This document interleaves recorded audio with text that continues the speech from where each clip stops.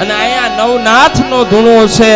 નવની બાપુ એક છેલ્લી એવી વાત અર્પિત કરી દઉં કે જેમ 786 મુસ્લિમ ભાઈઓનો છે એમ આપણું બધા આંકડા હિન્દુ ધર્મ માટે લકી છે, પણ 9 જે છે એ આપણા માટે અહીંયા નવનાથ છે ને એટલે વાત કરું છું. એ પુરાણનો આંક છે. માણસને જગતમાં જન્મવું હોય તો માના પેટમાં 9 મહિના રહેવું પડે. એ આંક 9 છે. પછી 9 નો પાડો ગણો તો એનો ટોટલ 9 જ થાય. એ આંક 9 છે. 108 ઇમરજન્સી સેવા એનું ટોટલ કરો તો એનું 9 જ થાય. નવનાથ છે. અને સાહેબ ગિરનારના પગથિયા પણ 9999 છે.